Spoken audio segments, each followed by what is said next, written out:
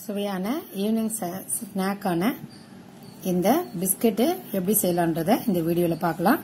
ரொம்ப எளிமையா இருக்கும், ஆனா ருசியா இருக்கும். செலவும் ரொம்ப கம்மி, நிறைய கிடைக்கும். நம்ம சாயங்காலத்துல குழந்தைங்களுக்கு கொடுக்கலாம்.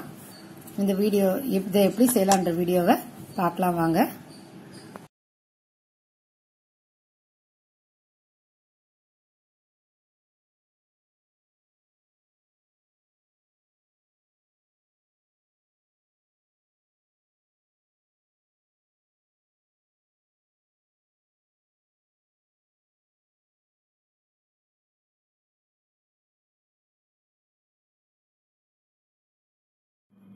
Welcome to Isaac creations. இன்னைக்கு மைதா மாவுல ஒரு பிஸ்கட் மாதிரி செய்வாங்க. நம்ம கடையில பார்த்துருப்போம்.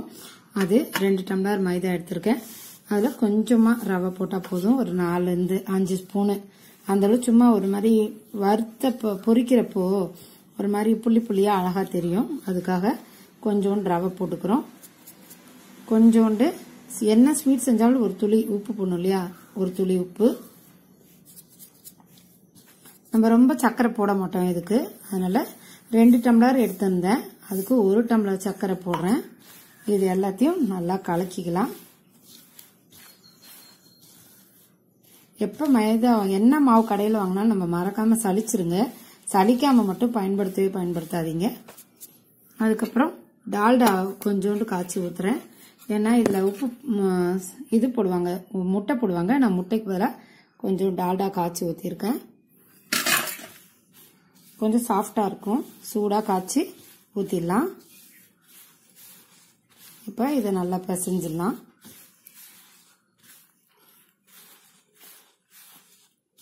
இப்படி பிசைஞ்சு விட்டோம்னா ரொம்ப நல்லா இருக்கும், சாஃப்ட் கிடைக்கும். அதனால இப்படி கொஞ்சம் நல்லா கையால பிசைஞ்சு விடலாம். அதுக்கப்புறம் தண்ணி ஊத்தி பிசைஞ்சா சப்பாத்தி மாவு பிசைஞ்ச பதத்துல கொஞ்சம் டைட்டாவே பிசைங்க. ஏன்னா சக்கரை கொஞ்சம் தண்ணி விடும். அதனால சப்பாத்தி மாவு பிசைறது அந்த மாதிரி நல்லா டைட்டா பிசைஞ்சிங்கன்னா டைட்டா பிசைங்க. அப்புறமா வேணும்னா தண்ணி விட்டுச்சுன்னா பாத்துக்கலாம். இது நல்லா நீத்து விடும். இப்ப இது மாதிரி டைட்டா பிசைஞ்சிடலாம். ஒரு 2 ஸ்பூனுக்கு மேல ரவையும் போட்டாதீங்க, நல்லா இருக்காது. முழு சக்கரை தான், நம்ம பொடிச்சுலாம் போடல. அதனால நல்லா டைட்டா இருக்கு பாருங்க. கொஞ்சோண்டு தண்ணி தெளிச்சதுதான், அதுக்கு மேல தண்ணி தெளிக்கல. இது மாதிரி நல்லா டைட்டா பிசைஞ்சுக்கோங்க. பிசைஞ்சிட்டு ஒரு 1/2 மணி நேரம் ஊற விடுங்க. இப்ப இதை மூடி வச்சிடலாம். இதுல நான் வந்து சோடா பவுடரோ இல்ல முட்டையோ எதுவுமே நான் போடல. இது மட்டும் தான். ஒரு 1/2 மணி நேரம் ஊற பாத்தீங்கன்னா உங்களுக்கு தெரியுங்க பாருங்க. சக்கரை தான் இது, அப்படியே தெரியுது பாத்தீங்களா. இது சக்கரை தான். ரவை கொஞ்சம் இருக்கும், அது கொஞ்சம் கரையட்டும். அதனால ஒரு 1/2 மணி நேரம் அப்படியே வைக்கலாம். ஊறி கிடைக்கும் போது ரொம்ப நல்லா இருக்கும். ஒரு 1/2 மணி நேரம் கழிச்சு பார்க்கலாம். பாருங்க, 1/2 மணி நேரம் ஆச்சு, நல்லா ஊறிடுச்சு. இப்ப வந்து இதை சப்பாத்தியா பருத்த போறோம். பாருங்க, சப்பாத்திக்கு பருத்துற மாதிரி நல்லா பருத்திக்கணும். ஆனா பாருங்க நல்லா குண்டா இருக்கு பாருங்க. இத மாதிரி கொஞ்சம் குண்டா தேய்ச்சிக்கணும். இப்ப தேய்ச்சிட்டு இத சின்ன சின்னதா ஸ்லைஸ் பண்ணணும்.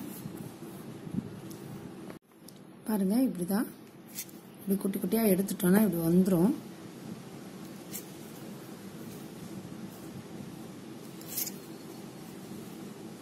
இது மாதிரி ரொம்ப குட்டி குட்டியா நறுக்கிக்கலாம்.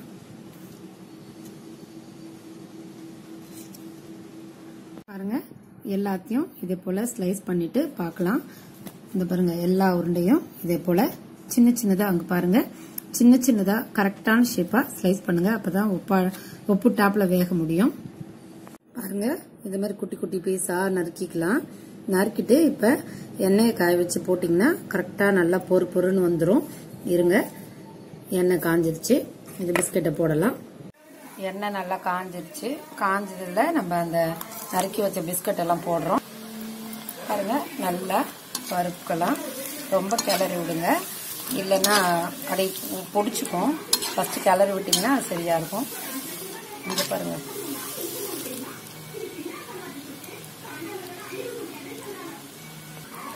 பாருங்க நல்லா, இங்க பாருங்க, உப்பு டாப்ல வேகட்டும். இது நல்லா மொறுமொறுன்னு இருக்கும், ரொம்ப நல்லா இருக்கும். செலவும் கம்மி. நிறைய செஞ்சு வச்சுட்டோம் அப்படின்னா குழந்தைங்க நல்லா ஆசையா சாப்பிடுவாங்க.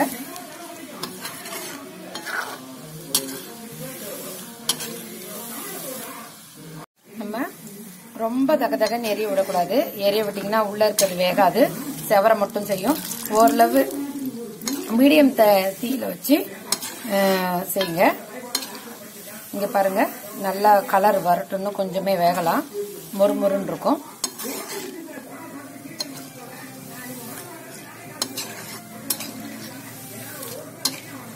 பாருங்க நல்லா வெந்துருச்சு. இது ஆறுச்சுன்னா மொறுமொறுன்னு ஆயிடும். இங்க பாருங்க, நம்ம போட்ட ரவை புள்ளி புள்ளியா தெரியுது பாருங்க. இதுக்காக தான் ரவை போட்டது, அழகுக்காக தான். அவ்வளவுதான். இப்ப இதை நம்ம எடுத்துடலாம். பாருங்க, ரொம்ப ருசியான ஒரு பிஸ்கட் ரெடி ஆயிடுச்சு. இது செய்யறது ரொம்ப எளிது. இது கோதுமை மாவுலயும் செய்யலாம், செஞ்சு பார்க்கலாம். மைதா மாவுலயும் செய்யலாம். உங்களுக்கு எந்த மாவு பிடிக்குதோ அந்த மாவுல செய்யுங்க. அது போல கொஞ்சம் ரொம்ப தீய தகதகன்னு எரிய விடாம கொஞ்சம் ஸ்லோ ஃபிளேம்ல வச்சு, மீடியம் ஃபிளேம்ல வச்சு நல்லா கரெக்டா பொரிய விட்டீங்க அப்படின்னா ஒரு வாரம் இல்ல 10 நாள் ஆனாலும் இது கெடவே கெடாது. இது முட்டை போடுவாங்க, நான் முட்டை போடல. நீங்க முட்டை போடுறதா இருந்தா போடுங்க. முட்டை போடாமே இது நல்லா சாஃப்டா தான் இருக்கும். ட்ரை பண்ணி பாருங்க. பாருங்க, மொறு மொறுன்னு ரொம்ப ருசியான பிஸ்கட் ரெடி ஆயிடுச்சு. இந்த வீடியோ பிடிச்சிருந்தா லைக் பண்ணுங்க, ஷேர் பண்ணுங்க, சப்ஸ்கிரைப் பண்ணுங்க. நன்றி, வணக்கம்.